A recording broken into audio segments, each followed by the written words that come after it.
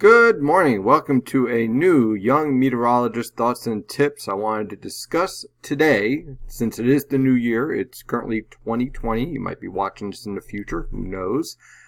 But I wanted to start off the new year talking about, especially for college young meteorologists out there, and even some of you guys planning for high school, what to do on that first day of the semester. Okay, so there's a lot of excitement going on. You're getting your new class schedules. You're figuring out where you might be living.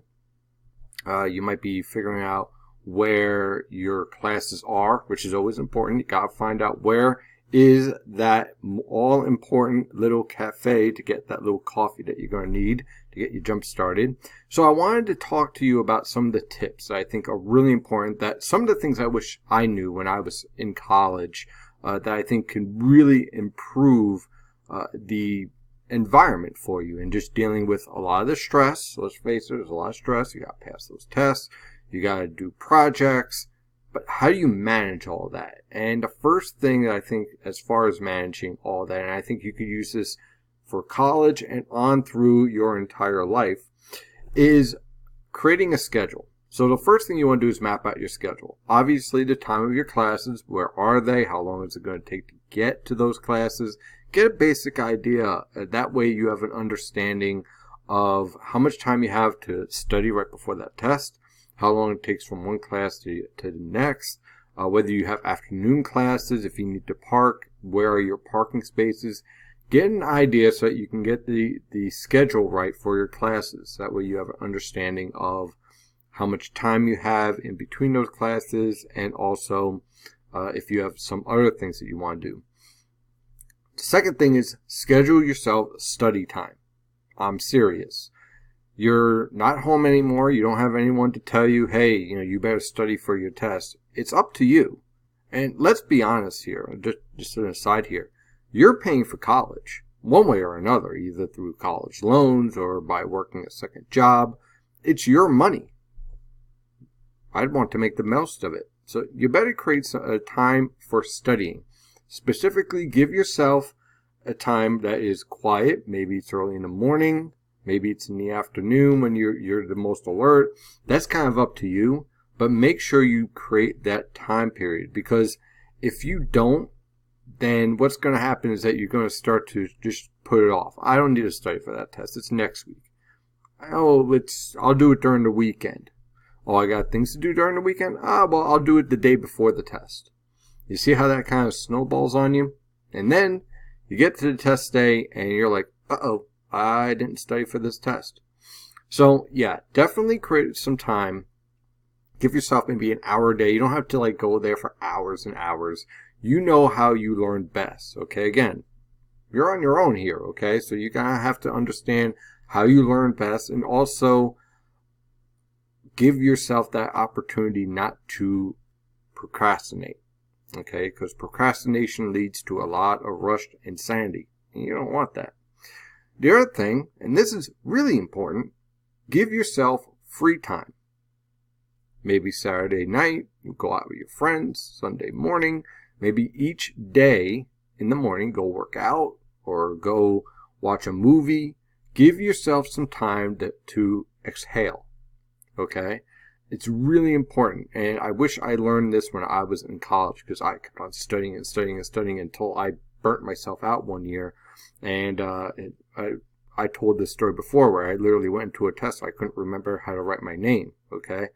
So definitely give yourself some time for yourself and time to go out with your friends. That may be going to a movie or whatever, but just make sure you give yourself that little break saying, okay, I'm free on Saturday afternoons and evenings. I'm free on the evenings for an hour, or in the morning, go to the gym, whatever, okay?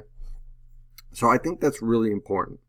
The second tip I got for you, so that's one tip: map out your schedule, give yourself a set schedule for your time, for your free time, all that stuff. Number 2, get your professor's schedule. Now, you might be saying your professor's schedule. Now, you might not know this if you're a freshman. When you get your syllabus, there's a little section, usually on the top of the syllabus, where the professor puts down his office hours. At times, you might actually also see time period where he'll hold extra help classes, he or she. This is really important. You might not think it's all that important. Like, oh, well, why do I need my professor's schedule, class schedule? Is that so I can go argue a grade? No. Okay. What you want to do with this schedule is that if you are running into issues where you may not understand some of the work involved, or you may not fully grasp why you got something wrong, first of all, don't go in there combatively. I've seen it before. It doesn't end well, okay? Go there and say, look, I thought I had this right. I really don't understand what I'm doing wrong. Can you please help me? One, again, you're paying their salary. You are paying for your education.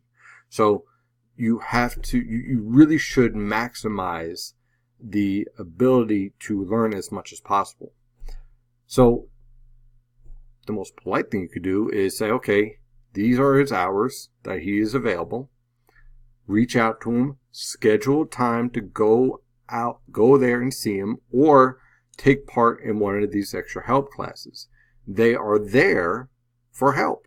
So, of course, there's going to be other people there, so you might have to wait a little bit for other people, depending on how this professor may schedule the time. But please, it is really important. The reason why I passed Calculus 2, which ironically is always the hardest calculus, I don't know why, but multivariable calculus and Calculus 2, depending on how they structure it in your university, it was really difficult, and for me. And I don't think I would have passed that class if I didn't humble myself and say, look, I don't understand. I don't know what I'm doing wrong here. I keep on getting the wrong answer no matter what I do. That professor spent time and said, okay, you're going to come here. I'm going to schedule this time period for half an hour in my office hours. You'll come here and I'll show you what you're doing wrong. And then I got an A in that class. You see? It's up to you. 3, study groups. Universities always have study groups, no matter the topic. Now, they might be large, they might be small, they might be run by Greek organizations, might be run by just help organizations that you have at your university. It kind of depends. But definitely get a schedule of when they are available, when they meet. You might need them.